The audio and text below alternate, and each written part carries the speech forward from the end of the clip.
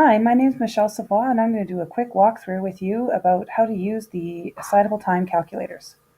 A couple things that you're going to need is your bell schedule for your everyday, your school calendar given to you by Pembina Hills with all of your information on it, and your Assignable time calculator. There are two, so make sure you have the right one. If you teach grade 10 to 12, make sure you have the 10 to 12 Assignable time calculator. If you teach K to 9, the K to 9 one. And you need to use them in Excel, not on Google Sheets. There are a lot of complicated calculations in here and little hints hidden in each of the some of the boxes here, and so you will need to be able to use this in Excel only. So first thing you're going to do is with your your calendar, you're going to go through and make sure that you've counted everything. So if you're on a Monday to Friday schedule, you count how many Mondays, Tuesdays, Wednesdays, Thursdays, Fridays you have in the school year, how many early dismissals, and any of your supervision days. You'll also need to count how many of those you have. So my schedule runs on a day 1 to 4, so I went through and I added a little 1 to 4 on all of my little dates so that I could add them all up. I come out with 7 Mondays, 9 day 1s, 10 day 2s, 10 day 3s, 9 day 4s, and 2 early dismissals. Mondays are important to me because that's the day I do supervision, so I have to count how many of those I have separately from day 1s, 2, 3s, and 4s, as that's on a different rotation.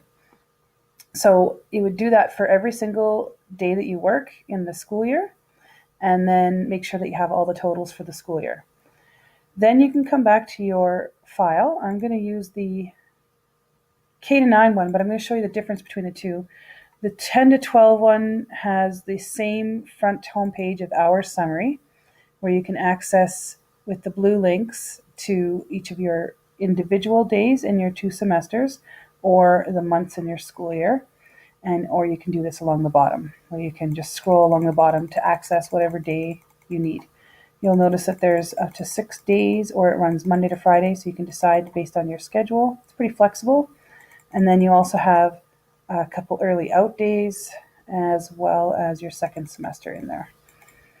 So the K to 9 one is very similar, only doesn't have a second semester. And you will see that there's a couple extra days in there, depending on what your schedule works like, some early dismissals, and then the months. So the first thing you're going to want to do once you've got your schedule, your calendar already calculated up, is you're going to come to this main homepage, Our Summary, and you're going to find each of the months. Click on the month. It'll bring you to a month page where you can track. It'll keep your running totals for everything, but also you can link back to your other days. But you do want to put in all of your monthly assignments. So if you have received your calculator from your school rep, you will already have the Pembina Hills assigned time in there. If you received your calculator from the ATA website, then you'll have to add this in yourself. So just go through and check and make sure that everything's correct. So I spoke with my principal. I remembered our 2 days, startup days in August, how long they were. Make sure you have your early dismissal days. Last time after school is 60 minutes. October, you had a site-based PD day, and then you probably had some parent-teacher interviews in there. PLC day, November, we have a district PD based on our hours. Be 290 minutes there, another PLC. December, you might have Christmas concerts. Throughout these months, you might also have IPP meetings, parent meetings. If you're not sure if it's assigned time, there's 2 things you can do. You can check the bulletins that have been distributed by your ATA school reps, and if you need one, you can always get one from them. It's also on the ATA website, or you can talk to your administrators. And your administrators, you just say, "Is this assigned time?" If it is, then you know that you add it to your calendar, your time. If it's not assigned time, then it's voluntary. And so you just want to make sure that you have all your dates in there for the whole year. So then you can go back to your hour summary, and you should see the summary of hours for the year so far that you have in your calculator. Then you can add in your days, your schedule. So now you're going to go back to your schedule and look at 8:36 to 9:20. And you go here and you enter that in, 8:36 to 9:20. Automatically calculates your time for you as you go. So I'm going to do 10:08 to 10:12. I just hit the tab button to move around. It tells me calculates it's 4 minutes, but because this is transition break time, not instructional time, it's not sure if those minutes are assigned. So that's what I would enter in, that they are assigned time. And then I would move to my next block, which is 10:12 to 10:56. Enter that in, 10:56. And this part will take the longest, but it will, once you have it and you've saved it, you won't have to do it again.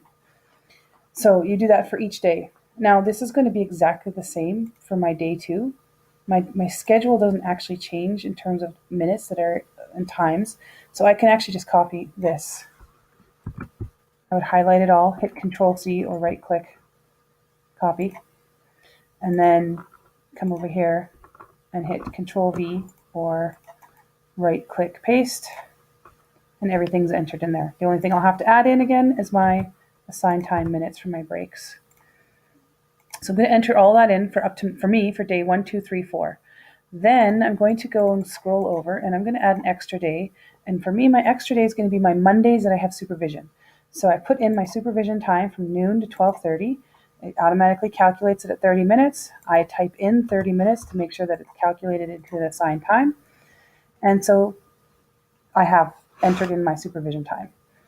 For some teachers, you may follow a Monday to Friday schedule anyway, so you could add in your supervision time on your regular part here, back here where you do your Monday to Friday part information. Then you can add in your early dismissal days. Your schedule is going to look almost the same. Some schools, I know they compress each block. Some schools just end the day at an hour early. So you'll have to put in your schedule for that based on whatever that is. Once you have all of your hours in, you will go back to your home page, hour summary, and now here's where you will enter in this section here the number of occurrences for those days. So based on my only 2 months back here, I'm just going to do these first 2 months, I would put that I have 9 day ones. 9 day ones. Now obviously it's going to be more than this for the year, but just as an example.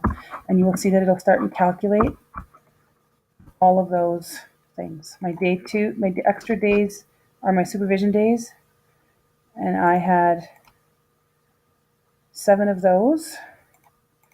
So I'll enter 7 of my supervision days, and as soon as I hit enter, you can see all the numbers start changing and everything gets calculated automatically.